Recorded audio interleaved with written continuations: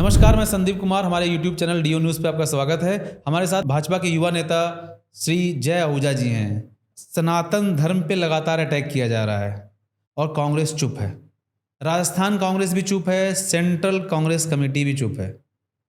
इस पे आपके क्या विचार हैं? संदीप जी नमस्कार। आपको, आपके सभी दर्शकों को, डीओ न्यूज़ देखने वाले हमारे सभी भाई बहनों को मेरी ओर से प्रणाम। जी। संदीप भाई, आपका जो प्रश्न है कि गजेंद्र सिंह जी का एक बड़ा तल्ख, बड़ा तीखा जवाब आया इसको लेकर के। जितना मुझे मालूम है, शायद आप भी जीवन में गजेंद्र सिंह जी से मिले हैं 1-2 बार, 3 जी, बार। जी। मेरा भी पार्टी विचार परिवार के नाते, वो हमारे एबीवीपी के एलमनाई हैं, इस नाते से भी मेरा उनसे सतत मिलना रहता है। पाकिस्तानी हिंदुओं की कई स्लम्स, कई कच्ची बस्तियां हमने जोधपुर में, जो उनका लोकसभा क्षेत्र है, वहाँ पे गोद ली हुई हैं, तो मेरा सतत जाना आना भी वहाँ पे रहता है। भले आदमी है वो, और बेहद इंटेलेक्चुअल व्यक्ति हैं, बुद्धिजीवी, बुद्धिमान व्यक्ति हैं। और माननीय प्रधानमंत्री जी ने इतनी बड़ी उनको रिस्पॉन्सिबिलिटी दी हुई है पूरे भारत को घर घर तक नल पहुंचाने की, तो ये उनका कैलिबर है। और पार्टी में बहुत सारे ऐसे हमारे कैलिबर वाले लोग हैं। गजेंद्र सिंह जी ने भले आदमी होने के नाते जो बयान दिया है, वो मतलब ये भलमानसत वाला बयान है। मेरे जैसा अगर आदमी हो तो जो किसी भी धार्मिक किताब में या किसी पुराण में या कहीं जो नरक में पीड़ा देने की व्याख्या है या जहन्नुम में, उस व्याख्या के अनुरूप उनके साथ में व्यवहार होना चाहिए, ऐसा मेरा मानना है। जैसे चमड़ी उधेड़ना, तेल में तल देना, इस प्रकार की जघन्य पीड़ा के साथ में ऐसे लोगों को जवाब देना चाहिए। उसका कारण है कि सतत किस प्रकार की हरकतें ये लोग करते जा रहे हैं। जी। और मैं आपके माध्यम से समस्त हिंदू समाज को, समस्त सनातनी समाज को कहना चाहूंगा कि प्रतिहिंसा का भय ही हिंसा को रोक सकता है। आपको यदि एक सुरक्षित समाज बनाना है, आपको अपने मोहल्ले सुरक्षित चाहिए, अपने मंदिरों में घंटियां बजती रहेगी चाहिए, आपको अपने खेत खलियान यदि सुरक्षित चाहिए, और सबसे महत्वपूर्ण आपको अपनी बहन, बेटियां, बच्चियां सुरक्षित चाहिए, तो आपको एक बलिष्ठ समाज बनना पड़ेगा। 2 भेड़िए 100 भेड़ों पर भारी हैं। हम भेड़ों जैसी जिंदगी क्यों जीना चाहते हैं, ये हमें निर्णय करना पड़ेगा। और जिस प्रकार की इनकी हिम्मत बढ़ रही है, आप पेरियार का पूरा जीवन देखेंगे, जिन्होंने इस प्रकार की एक मानसिकता को रचा है दक्षिण भारत में या सिर्फ तमिलनाडु में, तो उनके जीवन में भी बहुत सारे दुराचार और बहुत सारे विरोधाभास आपको मिलेंगे। और किस प्रकार से वहाँ पे ब्राह्मणों के जेनोसाइड से बात शुरू होकर के हिंदुओं के जेनोसाइड तक बात आ गई है, तो ये हमको भी समझना चाहिए।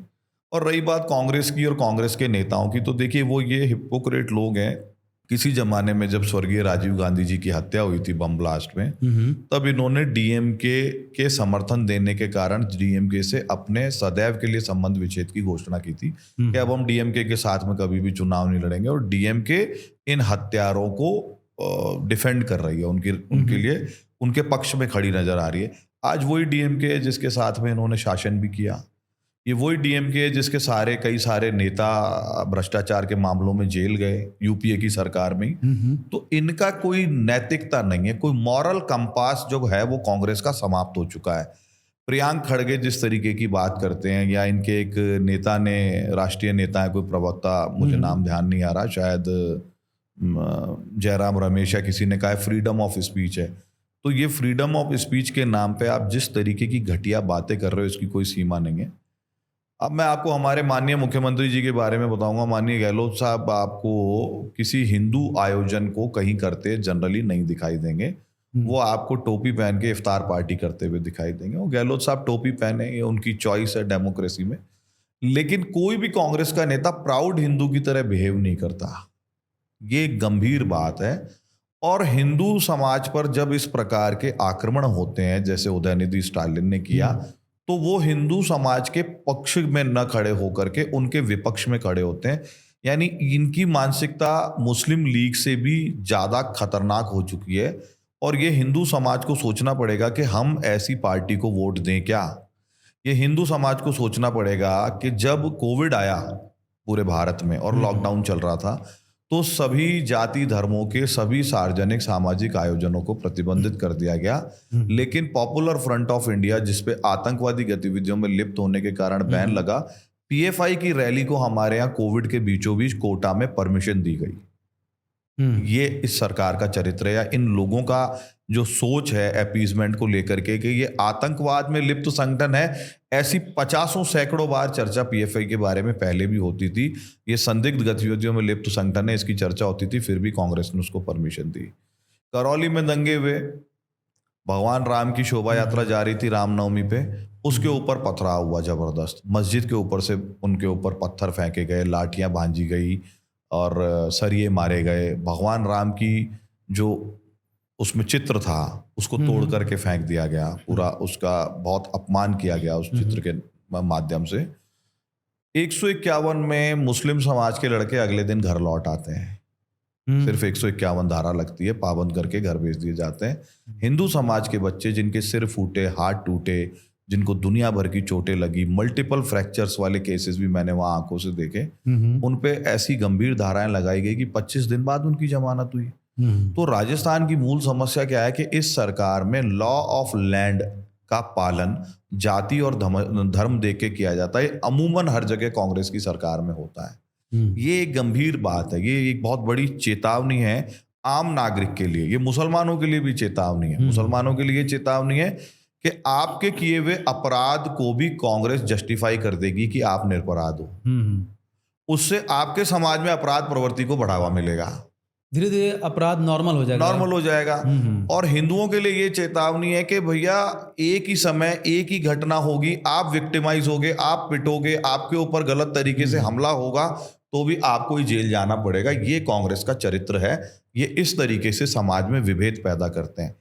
उत्तर प्रदेश एक क्लासिक उदाहरण है। वहां हिंदू या मुसलमान जितने माफिया थे या तो छोड़ के भाग गए या जेल चले गए या मारे गए। वहां जाति और धर्म का भेद देख करके माफियाओं के ऊपर कार्रवाई नहीं की। वहां जाति और धर्म देख के बुलडोजर नहीं चला। तो ये जो बुलडोजर कल्चर है बाबा जी का, अभी 21 सितंबर को रामगढ़ में हमारे परिवर्तन संकल्प यात्रा आई थी और माँ जगदम्बा की कृपा रही। आसपास के क्षेत्र में सब कार्यक्रमों में पानी भर गया, बहुत सारी दिक्कतें हुई, पर मेरे यहाँ 10 मिनट वर्षा होकर के समाप्त हो गई और अंधड़ भी आया, 5 मिनट में समाप्त हो गया और हमारा कार्यक्रम निर्विघ्न संपन्न हुआ। लेकिन उस सभा में मैंने मंच से बोला है और आपके माध्यम से मैं पुनः कहना चाहूंगा कि मैं मेवात से आता हूं। ऐसी जगह जो अपराध के अड्डे और गढ़ बन गए हैं, उनके पीछे सबसे बड़ा कारण राजनीतिक संरक्षण है। हमारे यहाँ राजस्थान में 4 जनरल सीटें हैं, उसमें से 3 पे अभी मेव विधायक हैं। एक सीट है कामा, जहाँ चौधरी तैयब हुसैन की बेटी जाहिदा खान अभी विधायक भी हैं और मंत्री भी हैं। दूसरी सीट है नगर, वहां पे बसपा से जीते हुए वाजिब अली आजकल कांग्रेस में और मंत्री पद का दर्जा प्राप्त है। तीसरी सीट है रामगढ़। हमारे सामने ट्रेडिशनली हमेशा जुबेर खान चुनाव लड़ते रहे, जो सोनिया, ये गांधी परिवार के निकट है, प्रियंका गांधी जी के दाहिने हाथ माने जाते हैं और उत्तर प्रदेश के प्रभारी भी हैं। और हमने लगातार उनको 2 बार हराया, तो उनकी पार्टी ने कहा 2 बार हारे हुए को टिकट नहीं देंगे। तो पिछली बार उनकी पत्नी लड़ी, अनफॉर्चुनेटली हमारा टिकट कटा, बहुत सारी परिस्थितियां रही, बूथ कैप्चरिंग हुई और भारतीय जनता पार्टी चुनाव हार गई। तो जुबेर खान को भी कैबिनेट मंत्री का दर्जा है अभी मेवात विकास बोर्ड का। अपराध को पूरा संरक्षण है, गौ तस्करों को पूरा संरक्षण है, लैंड जिहाद करने वालों को पूरा संरक्षण है। वहां पर आप ये देखिए कि साइबर क्राइम इतनी बड़ी तादाद में होता है, सेक्सटोर्शन के वीडियो बना करके लोगों को लूटा जाता है। अभी भी सोनीपत की पुलिस काफी बड़ी गैंग को गिरफ्तार करके ले गई है। कॉलेज के प्रोफेसर से 1 करोड़ 5 लाख रुपए ठग लिए, वीडियो कॉल किया और वीडियो कॉल में मोबाइल के नीचे मोबाइल लगा के और एक नग्न क्लिप लगा करके, और उधर सामने वाले का तो वीडियो कॉल पे फोटो आना ही था, वो लगा करके एक एडिटेड वीडियो बनाया और उसको बोला कि अब तुम या तो पैसे दो और नहीं दोगे तो तुम्हारे रिश्तेदारों में सबको भेज देंगे। उसका पूरा डेटा और निकाल रखा था इन्होंने। आदमी ब्लैकमेल होता रहा, लास्ट में जब सब बर्बाद हो गया तो उसने पुलिस में रिपोर्ट दर्ज कराई। काफी सारे साइबर क्रिमिनल उस मामले में पकड़े गए। बाहर की पुलिस आती है तो राजस्थान पुलिस कोऑपरेट नहीं करती है। हमारे यहाँ पे बाहर की पुलिस जब साइबर क्राइम की इन्वेस्टिगेशन के लिए आती है, उनको 3-3 घंटे थाने में बिठा के रखा जाता है और जिस गांव में उनको रेड करनी है वहाँ मैसेज करके सारे क्रिमिनल्स को फरार कर दिया जाता है। नासिर और जुनैद का केस काऊ स्लॉटर के मामले में क्लासिक केस है। घाट मीका गांव जहाँ के ये दोनों थे, जिस मामले में मोनू मानेसर और कई लोगों का नाम बताया गया। नासिर और जुनैद जिस गांव के थे उसमें हर व्यक्ति पे, हर ऑल्टरनेट व्यक्ति पे गौ तस्करी और गौ हत्या के मुकदमे दर्ज हैं। पुलिस के साथ मुठभेड़ के मुकदमे दर्ज हैं। नासिर और जुनैद में से नासिर जो है वो गौ हत्या और गौ तस्करी के मामलों में उसकी हिस्ट्री शीट खुली हुई थी और वो फरार चल रहा था पुलिस रिकॉर्ड में और उसके ऊपर 5,000 रुपये का इनाम घोषित था। जिस प्रकार से उनकी हत्या हुई, मैं कहता हूँ भारत का नागरिक होने के नाते कि इस हत्या का मैं समर्थक नहीं हूँ। ये तरीका नहीं हो सकता लोकतांत्रिक देश में। हत्यारों को 302 में ट्रायल फेस करना चाहिए और उनको जो भी हत्या के लिए सजा भले ही मिले। लेकिन गहलोत साहब जब हमारे ही मेवात में चिरंजी लाल सैनी की मॉब लिंचिंग करके मेव हत्या कर देते हैं, उनके घर नहीं जाते जबकि वो उनके समाज से आते हैं। गहलोत साहब किशनलाल जाटव की हत्या होती है गंडूरा गांव के पास अहमद का बास में, जहां पे एक जाटव 50-100 मेव घरों के बीच में रह रहा है, जिसके बच्चे डर के मारे स्कूल नहीं जाते हैं आज भी कि स्कूल जाएंगे तो ये हमको मेव लड़के मारेंगे। अच्छा, हाँ, वो बच्चे स्कूल छोड़ चुके किशनलाल जाटव के, उसकी हत्या मॉब लिंचिंग करके होती है। कहाँ पर? ये रामगढ़ विधानसभा क्षेत्र में गंडूरा गांव है, उसके पास में एक अहमद का बास है जो क्या उनको पुलिस प्रोटेक्शन नहीं दे रही है? नहीं, कुछ नहीं है, इस राज्य में पुलिस का कोई प्रोटेक्शन नहीं है। ऐसे ही भटपुरा गांव से एक लड़का मोटरसाइकिल पे आ रहा था, एक बच्ची से छोटा सा एक्सीडेंट हो गया रास्ते में, उसको मार मार के वहीं उसकी हत्या कर दी मॉब लिंचिंग करके, योगेश जाटव की। दलितों पे घनघोर अत्याचार हो रहा है, महिलाओं पे घनघोर अत्याचार हो रहा है, रेप पे रेप हो रहे हैं। गहलोत साहब वहां नहीं जाते हैं, लेकिन गौ तस्करों की हत्या होती है तो गहलोत साहब नासिर और जुनैद के घर जाते हैं हेलीकॉप्टर लेके, उनको सरकारी नौकरी और करोड़ों रुपए का मुआवजा देते हैं। ये चरित्र है हमारे यहाँ कांग्रेस का। ये बात लोगों को समझ में आनी चाहिए कि ये सरकार या ये पार्टी, अब सरकार कौन है? सरकार पार्टी की रीति नीतियों का दर्पण ही तो है, आईना ही तो है। तो इनकी पार्टी की रीति नीतियां ही सारी मुस्लिम लीग वाली हैं। फिर हम जैसे लोग जब खुल के बोलते हैं तो बोलते हैं कि आप कट्टरता फैलाते हो। अरे भाई, गौ तस्करों के घर हम गए क्या पैसे देने, नौकरी देने? लॉ ऑफ लैंड अपना काम करे, वो जो भी उनके अपराध थे वो अपनी जगह है, लेकिन उनकी हत्या के ऊपर इन्वेस्टिगेशन हो, कार्रवाई हो, इसमें कोई दिक्कत नहीं है।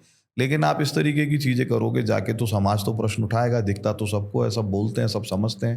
तो अपीजमेंट की एक बहुत ज्यादा लंबी श्रृंखला है। जयपुर में बीचों बीच हिंदू आबादी के इनको हज हाउस और अल्पसंख्यक छात्रावास बनाना क्यों भाई? आप साधारण लोगों की जिंदगी को क्यों खराब करना चाहते हो?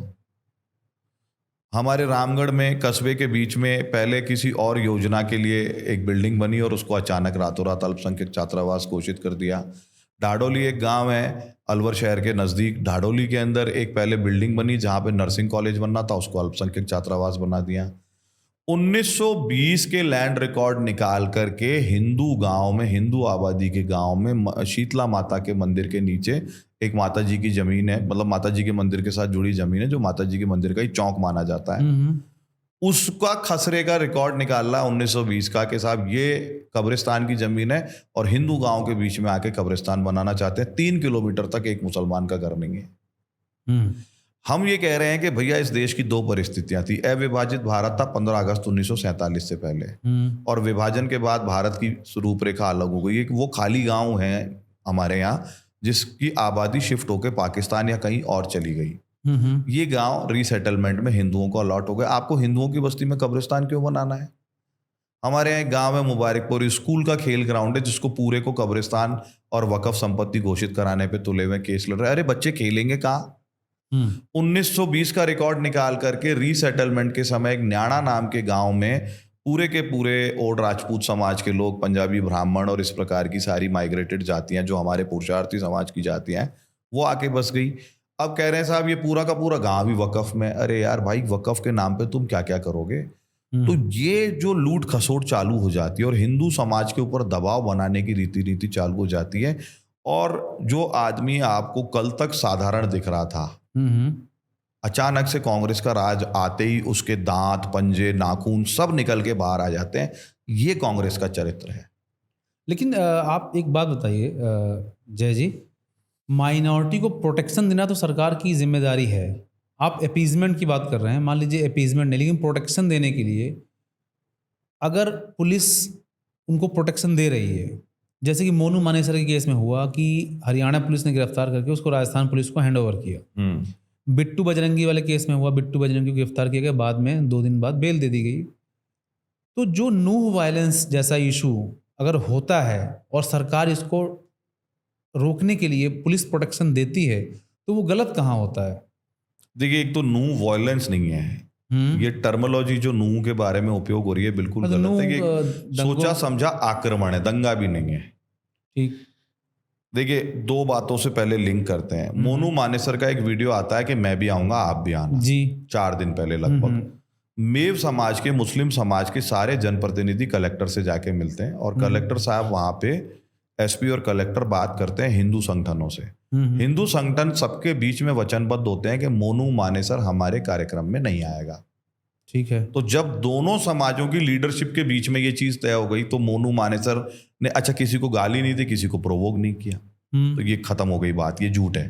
दूसरा झूठ, पाली नाम के गांव से वीडियो लाइव करते हैं बिट्टू बजरंगी 30 मिनट पहले, और पीछे से एक आदमी आके बोलता है कि तुम्हारे जीजा आ रहे हैं। बिट्टू बजरंगी ने नहीं बोला, एक कोई चलता फिरता कोई उनका साथी जरूर है, वो बोलता है कि बिट्टू बजरंगी के वीडियो में लाइव होते समय कि तुम्हारा जीजा आ रहा है। मेरा प्रश्न ये है कि इस टाइमलाइन को मैच कर लिया गया और कई इंटरव्यू इस पे हो गए, कई टाइमलाइन मैचिंग हो गई, तो 30 मिनट में बिट्टू बजरंगी नल्लड़ महादेव पहुंच जाते हैं उस पूरे कॉन्वॉय के साथ में। 30 मिनट में इतने हथियार कहां से आ गए? 30 मिनट में इतने पेट्रोल बम कहां से आ गए जिससे आपने 200 गाड़ियां और बसें चला दी? 30 मिनट में आपने गैस सिलेंडर लाके जमीन में दबा के उनकी ट्यूब निकाल के विस्फोट करने की तैयारी कैसे कर ली? 30 मिनट में आपने नल्लड़ महादेव मंदिर के पास के पहाड़ों पे मोर्चाबंदी कैसे कर ली? इतने कार्ट्रिजेस कहां से आ गए? इतनी बंदूकें कहां से आ गई? तो ये इतना बड़ा झूठ है कि झूठ चल नहीं पाया, क्योंकि जैसे वामपंथी मीडिया ने और सोशल मीडिया के प्लेयर्स ने जाके वहां पे झूठ बोलना शुरू किया, उसी समय कुछ बच्चे लोग, बड़े दिलेर बच्चे लोग, जैसे अर्चना तिवारी हैं राजधर्म वाली, या आयुष रघुवंशी की टीम में जीतू शुक्ला वगैरह, ये सबके नाम मैंने देखे हैं चैनलों पे। ये सब लोगों ने जाके उसको डिकोड किया और इस झूठ का पर्दाफाश किया। तो नूह हिंसा है। अब रही बात पुलिस प्रशासन की, तो पुलिस प्रशासन एक लेवल तक लग रहा है लोगों को कि सही कार्रवाई कर रहा है, पर हमारी दृष्टि में नूह प्रशासन, नूह की पुलिस ठीक कार्रवाई नहीं कर रही है। बहुत सारे इनोसेंट हिंदू बच्चों को भी पकड़ा गया है। 15 दिन 20 दिन बाद, यानी 31 के 28 दिन बाद हमने यात्रा निकालने के लिए परमिशन भी लिखा। सारी बड़ी हिंदू महापंचायत हुई जाट समाज के नेतृत्व में 13 तारीख को, 13 अगस्त को, और उस जाट महासभा के पंचायत के बाद में निर्णय भी हुआ और 28 तारीख को हमको यात्रा नहीं निकालने दी।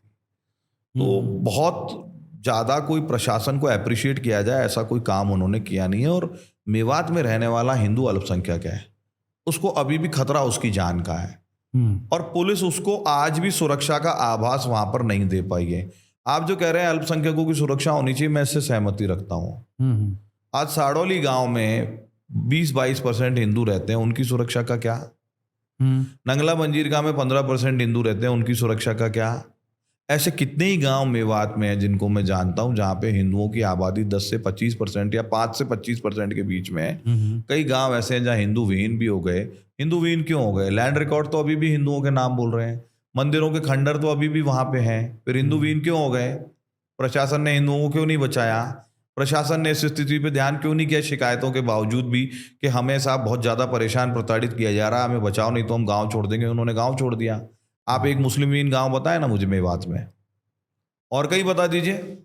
एक घर भी है अगर हिंदू बस्ती के बीच में तो बड़े प्रेम से रह रहा है और पूरा हिंदू समाज उसकी रखवाली करता है। तो आप लोग सड़कों पे प्रोटेस्ट क्यों नहीं करते इन चीजों के लिए? सब चीजों पे सारे काम होते हैं संदीप जी, सब समय काल परिस्थिति के अनुरूप सारे काम, कार्य योजनाएं, व्यवस्थाएं सब होती हैं। जब जो करना होता है वो करते हैं। बहुत बार बिहाइंड द कर्टेन भी नेगोशिएशंस और डिस्कशंस चलते हैं। बहुत बार इस बात की लज्जा भी रखनी पड़ती है कि सरकार में कौन बैठा है, सरकार किसकी है।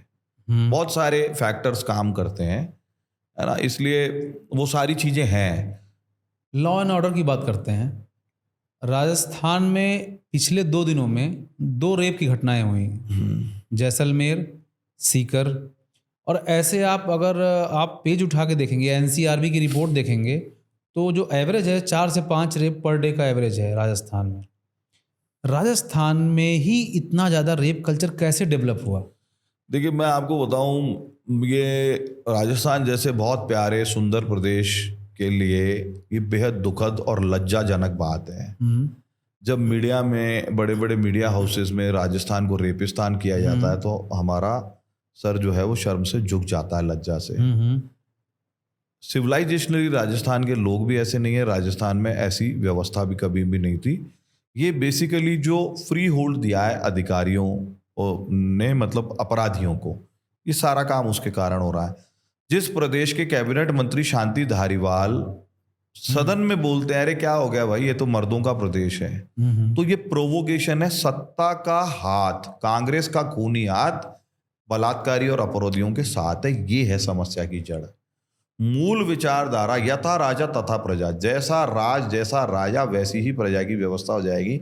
जब राज करने वाले नंबर 2 मंत्री ये कहते हैं कि ये पुरुषों का प्रदेश है, ये मर्दों का प्रदेश है, तो ऐसी सरकार से आप क्या उम्मीद करोगे? क्या लॉ एंड ऑर्डर की उम्मीद करोगे आप? तो ये बड़ी सारी बातें हैं जो बहुत ज़्यादा सोचनीय हैं, और हम सभी राजस्थान वासियों को, सभी जाति धर्म के लोगों को सोचना पड़ेगा। बेटियां सबकी हैं, बहनें सबकी हैं, परिवार सबका है। ये जो कल्चर इस सरकार के राज में रेप का डेवलप हुआ है, ये हम सब राजस्थान वासियों के लिए बहुत ज़्यादा शर्मिंदगी की, लज्जा की बात है। अगर हमें जरा भी लज्जा आती है, हमें जरा भी अपनी बहन बेटियों से, अपने समाज से, अपने परिवार से प्रेम है, हम एक सुकून भरा शांति प्रिय जीवन चाहते हैं, एक अच्छा समाज चाहते हैं, तो हमको सबसे पहले इन आतताइयों को समर्थन देने वाली कांग्रेस को जड़ मूल से उखाड़ के फेंकना होगा। महिला अत्याचार के साथ साथ दलितों पे भी अत्याचार की रिपोर्ट बहुत ज़्यादा आती है आपके राजस्थान से। दलितों पे भी उतना ही अत्याचार दिखता है। जैसे अभी कुछ दिन पहले की खबर है कि एक दलित का लड़की का बलात्कार किया गया, फिर उसको मारा भी गया, उसके बाद कोई किसी को जूते से मार रहा है। मतलब आप राजस्थान में दलित अत्याचार की घटनाएं देखेंगे तो जितनी महिला अत्याचार की घटनाएं उतनी ही दलित अत्याचार की घटनाएं, जैसे आपने जाटव्स के केस बताए। तो आप क्राइम को कंट्रोल करने में गवर्नमेंट इस कदर कैसे फेल है? क्या पुलिस प्रशासन सरकार के कंट्रोल में नहीं है, या फिर पुलिस प्रशासन को सरकार का साथ है कि किसको प्रोटेक्ट करना है और किसको प्रोटेक्ट नहीं करना है? एक प्रिंसिपल प्रॉब्लम है राजस्थान के साथ। हमारे यहाँ क्या है, कांग्रेस का हर विधायक मिनी मुख्यमंत्री है अपने क्षेत्र का, और उस मिनी मुख्यमंत्री के नीचे एक पूरा कोकस होता है, और वो कोकस थाने तहसील सबको चलाता है। वो पुलिस को कंट्रोल करता है, लॉ एंड ऑर्डर सिचुएशन को कंट्रोल करता है, वो किसी भी अपराधी को कभी भी छुड़वा देता है।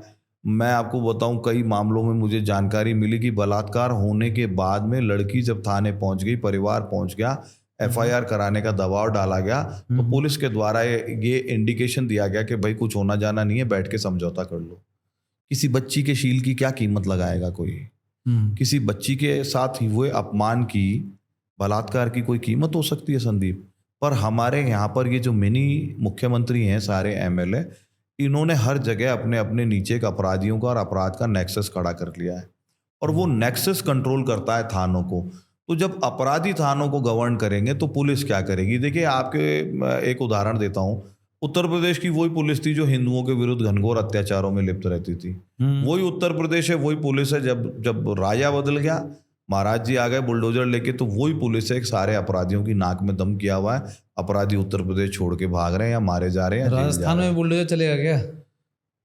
मैं वचनबद्ध हूँ मेवात के लिए, और विशेष रूप से रामगढ़ के लिए। मैंने पब्लिकली अपनी रैली में कहा कि और कहीं चले न चले, रामगढ़ में बुलडोजर चलेगा। आतताइयों के विरुद्ध, आतंकियों के विरुद्ध, अधर्मियों के विरुद्ध। अधर्मी से मेरा तात्पर्य है ऐसे लोग जो बुरे काम करते हैं, जो गलत काम करते हैं। मैं किसी जाति और धर्म के ऊपर ये टारगेट नहीं कर रहा हूं, और इस प्रकार से मेरा ये प्रण है कि जो जैसी भाषा समझता है उसको वैसी भाषा में जवाब देना हमको आना चाहिए, और साथ में सभी जाति समाज धर्म के शांति से जीवन जीने वाले भले लोगों के लिए एक लॉ एंड ऑर्डर की सुरक्षा की व्यवस्था हो। सभी जाति धर्म की बहन बेटियां सुरक्षित महसूस करें, सभी जाति धर्म के बच्चे अच्छे से स्कूलों में पढ़ने जा पाएं, और एक समृद्ध जीवन जीने के लिए वो आगे बढ़े, डर में जीवन न जिए जो आज उनको जीना पड़ रहा है। एक आपसे अंतिम प्रश्न है। चुनाव का मौसम है, और चुनावी मौसम में जैसे जैसे हम और नज़दीक जा रहे हैं, बहुत सारी आप देखोगे कि बयानों में बहुत ज़्यादा तल्खी दिख रही है लोगों में, और जो राजनीतिक माहौल पहले हुआ करता था वो अब है नहीं। जैसे कि सचिन पायलट आपके राजस्थान कांग्रेस से लगभग गायब हो गए हैं। न तो वो मुझे कहीं सड़क पे दिखते हैं और न ही बहुत ज़्यादा सरकार का पक्ष लेते हुए दिखते हैं या सरकार का विरोध करते हुए दिखते हैं, जैसा कि पहले दिखते थे। भाजपा में वसुंधरा राजे अभी आजकल दिखी, उसके पहले थोड़ा सा वो भी गायब सी थी। तो जब जनता राजस्थान में वोट करने जाएगी तो वो किसे अपना मुख्यमंत्री मानेगी? एक तरफ अशोक गहलोत हैं, एक तरफ भाजपा का कोई फेस नहीं है। तो आप भाजपा के युवा नेता के साथ साथ भाजपा के सक्रिय कार्यकर्ता भी हैं। आप जनता को क्या विकल्प देंगे? अगर हम अशोक गहलोत को वोट नहीं करते हैं तो हम किसको वोट करें जो इन समस्याओं से हमें निजात दिलाए? आप ही के चैनल पे मैंने पहले भी एक बार चर्चा हुई थी कि पाकिस्तानी हिंदुओं के घर किस बेदर्दी से सेटलमेंट तो किया नहीं सरकार ने, उनके बने हुए सेटलमेंट को किस तरीके से तोड़ा। तो जनता के पास वोट करने के लिए हर रीजन में अपने मुद्दे हैं, उन्होंने सब आंखों से देखा है। इंटरनेट का जमाना है, जोधपुर की घटना का पता उदयपुर में भी है, जोधपुर की घटना का पता गंगानगर में भी है, जोधपुर की घटना का पता अलवर और भरतपुर में भी है, पश्चिमी राजस्थान की घटना का पता सब जगह है। तो मुख्य बात यह कि कांग्रेस के विरुद्ध जो वोट होगा वो कांग्रेस के कुकर्मों के कारण होगा। अब रही बात कि भारतीय जनता पार्टी में किसे वोट करें, तो 25 तारीख को माननीय प्रधानमंत्री जी जयपुर आए थे और एक भव्यतम और विशाल जनसमूह की एक बहुत बड़ी रैली हुई थी जिसमें मैं भी था सौभाग्य से। प्रधानमंत्री जी ने कहा हमारा कैंडिडेट कमल का फूल है, हमारा कैंडिडेट कमल का फूल है। नेताओं की अपन क्या बात करें, मतलब आप हमारे प्रदेश अध्यक्ष जी को देखें, सीपी जोशी जी को, बहुत ब्राइट, बहुत तेजस्वी, बहुत अच्छे से बात करने वाले। आप हमारे गजेंद्र सिंह जी को देखें, हालत खराब करके रखी हुई है गहलोत साहब के झूठ जो हैं ERCP पे, है ना, जो नहरों को जोड़ने वाली, नदियों को जोड़ने वाली पूर्वी राजस्थान की परियोजना थी, डिफेमेशन केस भी चल रहा है। हाँ, उन्होंने डिफेमेशन केस किया। उस डिफेमेशन केस में गहलोत सरकार के विरुद्ध ऑर्डर हुए हैं अभी रिसेंट जी। तो वो इतने ब्राइट हमारे लीडर हैं। माननीय अर्जुन मेघवाल जी आज भारत के दूसरे दलित कानून मंत्री हैं बाबा साहेब अम्बेडकर के बाद में, और महिला आरक्षण जैसा महत्वपूर्ण बिल उनके द्वारा प्रस्तुत किया गया है। हमारे कैलाश चौधरी जी बड़े जाट नेता हैं और एग्रीकल्चर मिनिस्टर हैं भारत सरकार में। हमारे राज्यवर्धन सिंह राठौड़ पूर्व मंत्री हैं और भारत सरकार में पहले मंत्री रहे हैं, ओलंपियन रहे हैं। भारत को इतने लंबे समय बाद निजी खेल में पदक ला के दिया उन्होंने, राइट। हमारे पास क्या कमी है? हमारे यहाँ दिया कुमारी जी हैं, लेकिन हमारे अंकल हैं राजेंद्र राठौड़ जी, जब शेर की तरह दहाड़ते हैं विधानसभा में तो सबकी बोलती बंद करा देते हैं। हमारे बड़े भाई आप एक वोटर की तरह समझिए, जैसे मुझे वोट करना है, अगर आप अपने पत्ते नहीं खोलोगे और कांग्रेस कहती है हम सचिन पायलट को सीएम बनाएंगे, और मुझे मालूम है एक तरफ एक युवा नेता है और एक तरफ अभी कमल का फूल को हमको वोट करना है और डिसाइड नहीं कौन सीएम है, तो आपको लगता नहीं वोटर कहीं ना कहीं बटेगा? देखिए मैं आपको बताता हूँ, पिछली बार हमारे जो गुर्जर समाज की सरदारी है, पंच पटेल हैं, उनके मुखिया प्रधान हैं, सबने बियॉन्ड पार्टी लाइन उठ करके एक निर्णय दिया, अपनो सचिन। और चाहे बीजेपी के गुर्जर कैंडिडेट हार गए हों, पर गुर्जर समाज ने बीजेपी को जनरली कहीं वोट दिया नहीं, ज्यादातर जगह नहीं दिया। यहां तक भी हमने देखा कि कई सीटें ऐसी थी जहां पर उन्होंने सातों जात की पंचायत करके हाथ जोड़ लिए, भाई कल तो देखो सचिन के लिए वोट ले लेना दो, एक बार हमारे को बन जाने दो। क्या हुआ सचिन पायलट जी के साथ में? क्या उस सारे पंच पटेल सरदारी का अपमान नहीं किया कांग्रेस ने? 5 साल से लगातार सरकार का अपमान नहीं हो रहा है, मतलब कांग्रेस अपना अपमान नहीं कर रही, उनको तो CWC का मेंबर बना दिया है। उससे क्या मतलब है साहब? आपने प्रदेश अध्यक्ष को मुख्यमंत्री बनाया, भूपेश बघेल को छत्तीसगढ़ में, आपने प्रदेश अध्यक्ष कमलनाथ जी को मुख्यमंत्री बनाया मध्य प्रदेश में, और यहाँ आपने फोटो दिखाई सचिन पायलट की, धूल में रगड़ाई करी सचिन पायलट की, धूप में धक्के खाए सचिन पायलट ने। सिंहदेव भी नाराज चल रहे हैं छत्तीसगढ़ में। नहीं नाराज नहीं, आप ये देखिए उन दोनों जगह प्रदेश अध्यक्ष को ही मुख्यमंत्री बनाया है, राजस्थान में क्यों नहीं बनाया? सारे गुर्जर समाज की जो हमारी सरदारी है, पंच पटेल है, मुखिया है, वो आज भी इस बात को लेके बड़े आहत हैं। और मैं आपको कह रहा हूँ संदीप भाई कि अब ये कितना भी झूठ बोल लें और ये अब कितना भी नाटक कर लें, जो पिछली बार दिखाया वो पिछली बार किया नहीं, अब की बार कोई दिखाएगा भी तो उनके ऊपर भरोसा अब गुर्जर समाज नहीं करेगा। इसका पॉलिटिकल इम्पैक्ट समझे, 58 सीटें हैं पूर्वी राजस्थान में, जयपुर जिले को मिला करके 8 सीटें आई थी भाजपा की, 58 में से 8 सफाया हो गया था हमारी पार्टी का। और भी कई ऐसे निर्णय थे जिनको बाद में पार्टी ने एनालिसिस करते समय समझा कि कहाँ कहाँ कमियां रह गई, कहाँ कहाँ गड़बड़ियाँ रह गई। तो भारतीय जनता पार्टी बड़ी गंभीर पार्टी है और देश की नहीं दुनिया की सबसे बड़ी पॉलिटिकल पार्टी है। तो ये निश्चित मान के चले संदीप, अब की बार किसी गड़बड़ी की गुंजाइश नहीं रहेगी। देखिए आप मेरी बात को मैं जो कहना चाहता हूँ आपसे, राजस्थान कांग्रेस में उनके पास एक फेस है जो कि गुजर फेस है, भले प्रोजेक्ट ना कर रहे हो सकता है बाद में प्रोजेक्ट करें। दूसरी तरफ राहुल गांधी या फिर सोनिया गांधी लगातार कास्ट सेंसस को प्रोजेक्ट कर रही हैं कि कास्ट सेंसस करिए। उसके बाद वो कह रही हैं वो ओबीसी का मुद्दा उठा रही हैं। तो राजस्थान का जो ओबीसी समाज है उसको आप कॉन्फिडेंस में कैसे लेंगे? हमारे पास हर जाति और समाज में बड़े कद्दावर नेता है, मैं आपको यही बताने का प्रयास कर रहा हूँ। ओबीसी में आप जाएंगे तो हमारे सतीश पूनिया जी 3 साल तक अध्यक्ष रह चुके हैं। गुर्जर समाज में हमारी माननीय अलका गुर्जर जी आज राष्ट्रीय मंत्री हैं और बहुत बड़ा महिला चेहरा है, गुर्जर समाज से आती हैं। और आप आगे चलेंगे तो सैनी समाज में प्रभुलाल जी सैनी जैसे, हमारे पिंटू सैनी जैसे बड़े बड़े कद्दावर और मजबूत नेता हमारे पास में हैं। कोई जाति हो, कोई समाज हो, भारतीय जनता पार्टी एक परिवार की तरह काम करती है और वहाँ पे हर रीजन के और हर जाति के नेता हमारे पास हैं। भारतीय जनता पार्टी वो पार्टी है जहाँ पर एक बहुत निर्धन परिवार से उठ के चला हुआ एक आदमी प्रधानमंत्री। लेकिन भारतीय जनता पार्टी पे एक इल्ज़ाम ये भी लग रहा है कि आप मोनू मनेसर जैसे अपराधियों को प्रोटेक्ट कर रहे हैं। बेशक बाद में उन्होंने उनको हैंडओवर किया पुलिस को, लेकिन जो कांग्रेस या फिर उनकी वामपंथी मीडिया कहती है कि आप ऐसे अपराधियों को प्रोटेक्ट कर रहे हैं, खैर वो दूसरी बात है। देखिए, भारतीय जनता पार्टी की सरकार ने सरकार होने के नाते कुछ भी किया हो, ये उनका प्रोवोगेटिव है, मैं उसमें दखल अंदाजी करने में मेरा कोई इंटरेस्ट नहीं है। पर जितना मैंने गहराई से केस को समझाया है, मोनू मानेसर को फंसाया गया है। वो विजिलेंटे हैं। नहीं, मोनू मानेसर नहीं। अभी हम एक मुद्दे पे बात करते हैं कि वो नासिर और जुनैद के मामले में अपराधी है या नहीं है। मैं देखिए, मेरा प्रश्न ये है कि एज ए काउ विजिलेंटे जो गौरक्षक हैं, गौरक्षकों को आप हिंसा करने का अधिकार किसने दे दिया? मतलब अगर वो गौरक्षा करते करते मनुष्य को मार दे रहा है। यहाँ पर आप बिल्कुल गलत कह रहे हैं संदीप जी। आपको मैं सैकड़ों न्यूज कटिंग और सैकड़ों न्यूज लिंक भेज दूंगा। पुलिस पे गौ तस्करों ने गाड़ी, तो हरियाणा पुलिस ने गिरफ्तार क्यों किया? नहीं, आप सुने पुलिस पे कितनी ही पुलिस की हत्या करने के मामले गौ तस्करों पे हैं, कितने ही गोली चलाने के मामले गौ तस्करों पे हैं। पुलिस की इमदाद या पुलिस की संख्या बहुत कम है, पुलिस की व्यवस्था बहुत कम है, पुलिस के पास साधन बहुत कम है।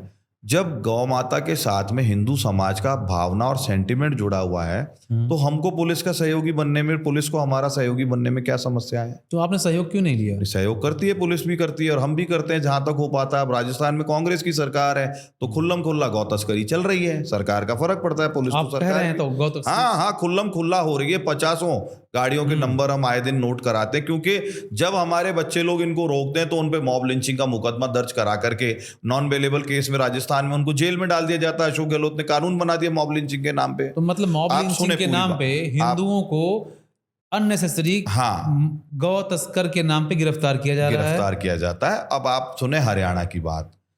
हरियाणा में जो मोनू मानेसर का किस मामले को लेकर के कंट्रोवर्सी है, वो कंट्रोवर्सी है नासिर और जुनैद केस को लेकर के। मोनू मानेसर उसमें निश्चित रूप से बरी होंगे। मोनू मानेसर की मोबाइल लोकेशन बहुत दूर आ रही थी, उसको इस घटना का बिल्कुल अंदाजा भी नहीं था। इस बात को लेके मैं काफ़ी हद तक श्योर हूँ और मोनू मानेसर को मेरिट पे बहुत जल्दी बेल भी मिल जाएगी, क्योंकि पुलिस के पास करने के लिए कुछ आप कहने का मतलब मोनू मानेसर प्रोपेगेंडा का शिकार है। हाँ, चूंकि गौ तस्करों का गांव है घाटमी का, तो उनको 5 प्रमुख गौ रक्षकों के नाम पता थे। तो उन्होंने रंजिशवश वो सारे बड़े बड़े नाम लिखा दिए। जैसे श्रीकांत पंडित की लोकेशन दूसरी जगह आ रही है, ऐसा कई मेरे सोर्सेज से मुझे जानकारी मिली। पुलिस इन्वेस्टिगेशन करके ये क्यों नहीं बता रही है कि अपीजमेंट के लिए मोनू मानेसर बहुत बड़ा चेहरा है, उसके पीछे हिंदू समाज खड़ा हो गया, उसको हिंदू समाज के अंदर सम्मान मिलने लगा। ऐसे आदमी को जेल भेजने से अशोक गहलोत साहब की कॉलर ऊंची होती है। इसलिए मेरा ये प्रश्न है कि अशोक गहलोत जी अपीजमेंट के लिए, माइनॉरिटी अपीजमेंट के लिए एक बड़ा चंक जो कि हिंदू वोट है उससे कंप्रोमाइज करेंगे? देखिए, ये उन लोगों की सोच है। कोई भी विजिलेंट हिंदू, कोई भी जागरूक हिंदू कांग्रेस को अब की बार तो बिल्कुल भी वोट नहीं देगा। पिछली बार वसुंधरा जी से बहुत बड़ी नाराजगी समाज में व्याप्त थी, तो इसलिए कांग्रेस की सरकार बन गई। कोई बहुत बड़ा अंतर नहीं था। 73 सीटें भाजपा की आई थी, इनकी पूरी 100 भी नहीं आई थी। इसीलिए इस बार वसुंधरा जी को बहुत ज्यादा प्रोजेक्ट नहीं किया जा रहा पार्टी में। समय की बात है सर, परिवर्तन समय का नियम है और बड़े लोग बैठे हैं पार्टी में, वो निर्णय लेंगे कि किसको प्रोजेक्ट करना है किसको नहीं करना। 25 तारीख को, अब से मात्र 3 दिन पहले, माननीय प्रधानमंत्री जी कह के गए कि हमारा कैंडिडेट कमल का फूल है, तो वो कह गए तो है, बात खत्म हुई। हम सभी की निष्ठा पार्टी के अंदर है और हम सभी की निजी आस्था प्रधानमंत्री जी और उनके व्यक्तित्व के अंदर है। वो कह गए, बात खत्म हो गई ना। मतलब अब वो तय करेंगे, तय करने वाले वो हैं। हम जैसे लोगों का काम क्या है कि ज़्यादा से ज़्यादा बहुमत में भारतीय जनता पार्टी अपनी अपनी सीटों पे चुनाव लड़े और जीते, सकारात्मक वातावरण हो और सारे तामझाम कांग्रेस लगा ले तो भी हम कांग्रेस को एकजुट होकर हरा दे। पूरी पार्टी इसी काम में लगी है। जिन जिन नेताओं के लिए कहा जाता था कि ये और ये आपस में इनकी बनती नहीं है, हमने परिवर्तन संकल्प यात्रा में देखा कि वही नेता एक साथ रथ में आ रहे हैं और वही नेता एक ही मंच पे साथ साथ में भाषण दे रहे हैं और वही नेता जनता में जोश भर रहे हैं। तो ये जितने प्रोपेगेंडा थे, इसको अभी हाल ही में जो रथ यात्रा हुई, परिवर्तन संकल्प यात्रा, उसने ध्वस्त कर दिया है। इसका मतलब राजस्थान में या फिर MP में या फिर छत्तीसगढ़ में जनता जिसको वोट देगी वो है कमल का फूल जी। CM फेस इलेक्शन के बाद डिसाइड होगा, ऐसा ही लगता है। बाकी जगह का नहीं पता, पर राजस्थान में ऐसा ही है। CM फेस उसके बाद MLA की मीटिंग में डिसाइड हो जाए। हाँ।